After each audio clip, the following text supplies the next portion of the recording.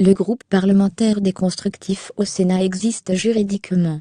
Mais il pourrait être abandonné au profit d'un simple rattachement au groupe des Républicains. Depuis des semaines, il se murmurait dans les couloirs du Parlement que le groupe, les constructifs à l'Assemblée nationale, 35 députés, était sur le point d'avoir un petit frère au Sénat. Il nous permettra d'avoir un intergroupe important à la Chambre haute, où nous n'aurons pas à nous seuls la majorité, confié il y a 2 semaines, un cadre de la République en marche, LREM. Au Sénat, 10 sénateurs suffisent pour créer un groupe parlementaire, alors que la barre est placée à 15 à l'Assemblée nationale.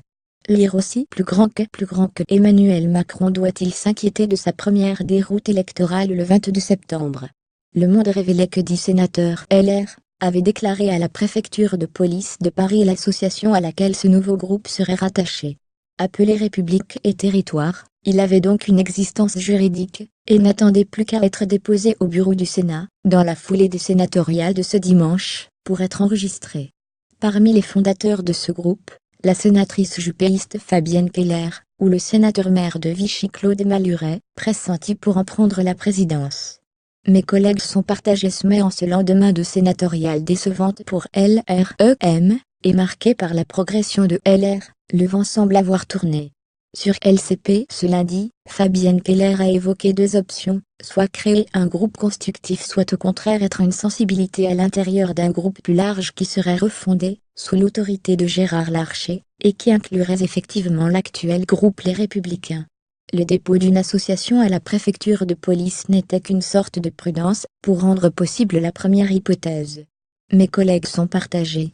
Certains préféreraient un groupe, d'autres préféreraient être dans une entité plus large et représentative de cette majorité sénatoriale incarnée par Gérard Larcher, a reconnu l'ancienne maire de Strasbourg.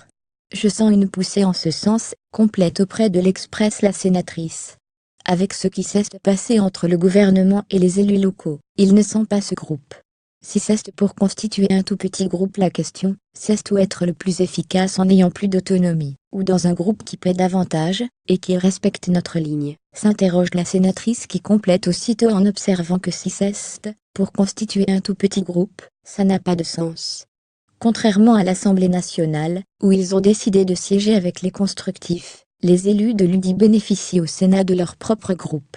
Je ne suis pas sûr que le mandat donné aux sénateurs les grands électeurs les poussent dans le sens d'un groupe autonome.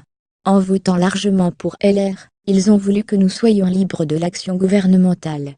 Ça ne veut pas dire que nous le combattrons, observe le sénateur LR réélu Gérard Longuet. Pour ce proche de François Fillon, les sénateurs dits constructifs, essentiellement d'anciens supporters d'Alain Juppé et de Bruno Le Maire, sont les bienvenus dans le groupe LR. Je ne suis pas pour la purification ethnique, ironise-t-il. Des républicains constructifs par construction comme les sénateurs n'ont pas la dernière main dans la navette parlementaire, nous sommes déjà constructifs par construction, observe-t-il. Se dire constructif est donc redondant, ou alors, ça signifie qu'il s'agit d'une offre de service parfaitement inutile au gouvernement, cingle-t-il. Les sénateurs ont jusqu'au 3 octobre pour déposer leur groupe. Mais notre décision sera prise dans les prochains jours, précise Fabienne Keller qui va enchaîner les rendez-vous et les appels téléphoniques. Et aussi les élections sénatoriales du 24 septembre 2017 ailleurs sur le web, contenu proposé par Taboula.